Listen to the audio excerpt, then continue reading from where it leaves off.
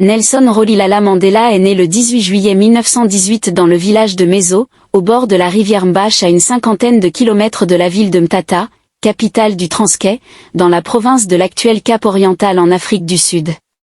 Son prénom Rolihlahla signifie « enlever une branche d'un arbre » ou plus familièrement « fauteur de troubles ». De religion méthodiste. Il est issu d'une famille royale tambu de l'ethnie Xhosa qui règne sur une partie du Transkei. En effet, son arrière-grand-père paternel est Nkosi Ankulu, c'est-à-dire roi du peuple tambu. Le grand-père de Rolihlahla est l'un des fils de ce roi. Non éligible au trône, il porte le nom de Mandela qui deviendra le nom de famille. Comme parcours académique, Mandela a fait le droit à l'université de Fort Hare, la seule université acceptant les Noirs en Afrique du Sud. Là il y rencontre Olivier Tambo qui devient son ami et collègue. Il a également été diplômé de University of London, Université d'Afrique du Sud et l'Université du Witwatersrand. Comme les Noirs étaient opprimés à son époque, Mandela se voit obligé de mener une lutte active. C'est ainsi qu'il entre au Congrès national africain, ANC, en 1943 afin de lutter contre la domination de la minorité blanche et la ségrégation raciale imposée par cette dernière. En 1951 Nelson Mandela et Olivier Tambo sont les deux premiers avocats noirs de Johannesburg. En 1952, Nelson Mandela est élu président de l'ANC du Transvaal et vice-président national. Devenu avocat, il participe à la lutte non violente contre les lois de l'apartheid mises en place par le gouvernement du Parti national à partir de 1948. L'ANC est interdit en 1960 et comme la lutte pacifique ne donne pas de résultats tangibles, Mandela fonde et dirige la branche militaire de l'ANC, Umkhonto we Sizwe, en 1961, qui mène une campagne de sabotage contre des installations publiques et militaires. Le 5 août 1962 Mandela est arrêté par la police sud-africaine sur indication de la CIA, puis est condamné à la prison et aux travaux forcés à perpétuité lors du fameux procès Rivonia. Dès lors il devient un symbole de la lutte pour l'égalité raciale et bénéficie d'un soutien international croissant.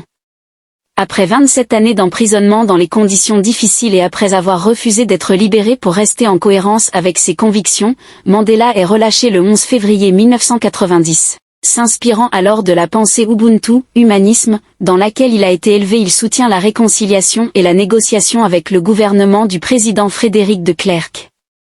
En 1993, il reçoit avec ce dernier le prix Nobel de la paix pour avoir conjointement et pacifiquement mis fin au régime de l'apartheid.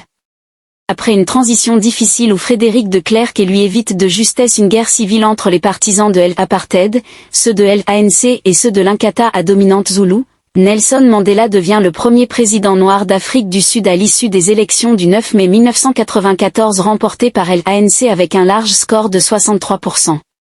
Il mène une politique de réconciliation nationale entre noirs et blancs. Il lutte contre les inégalités économiques mais échoue de faire une réforme agraire, chose qui n'a pas plu à la population majoritairement noire. Il négligeait également le combat contre le sida, en pleine expansion en Afrique du Sud.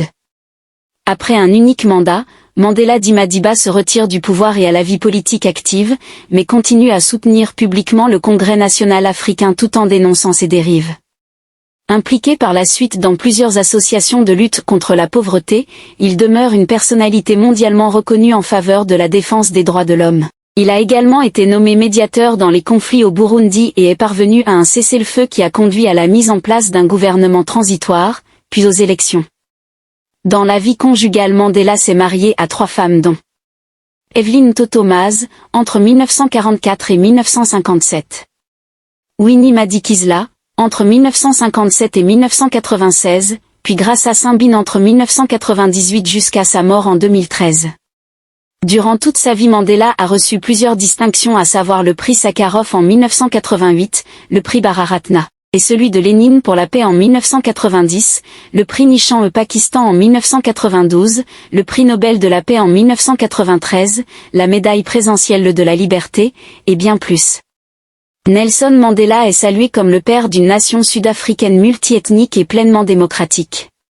Qualifié de nation arc-en-ciel même si le pays souffre d'inégalités économiques et de tensions raciales. Mandela est mort le 5 décembre 2013 à l'âge de 95 ans suite à une infection respiratoire. Le monde entier garde honneur pour lui. N'oubliez pas de vous abonner sur notre page. Merci à vous.